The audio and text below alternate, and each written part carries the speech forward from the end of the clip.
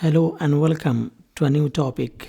Priscian, the greatest Roman linguist, a part of a short history of linguistics. Lecture 8. Let's discuss about him. Priscian, quite a number of writers of Latin grammars working in different parts of the Roman Empire are known to us from the 1st century AD onward. Priscian is one of the best known among them. In fact, he is regarded as the greatest representative among Latin grammarians. We continue to discuss about him. Priscian taught Latin grammar in Constantinople in the second half of the 5th century. Though he drew much from his Latin predecessors, his aim, like theirs, was to transfer as far as he could the grammatical system of Thrax's work and Apollo's writing to Latin. We continue to more about him, his ideas. Priscian worked systematically to study the description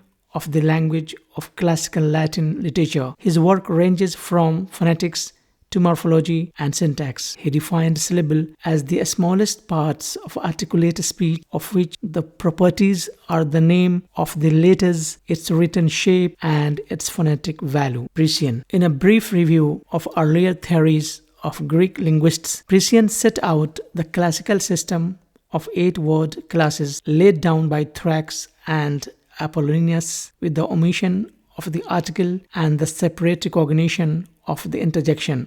Priscian organized the morphological description of the forms of nouns and verbs and of the other inflected words. Philosophy on morphology is detailed, orderly, and in most places definitive. We continue to discuss more about him. Priscian classified verbs on the same lines as had been worked out for Greek by the Greek grammarians into active, transitive, passive, and neutral intransitive. This gives us enough scope to realize the extent of Priscian's achievement in compiling his extensive, detailed, and comprehensive description of the Latin language of the classical authors. Later, it served as the basis of grammatical theory for 8 centuries and as the foundation of Latin teaching up to the present day. We have some more ideas about him. Priscian. He also considered a word as the minimum unit of the sentence structure. A sentence, as far as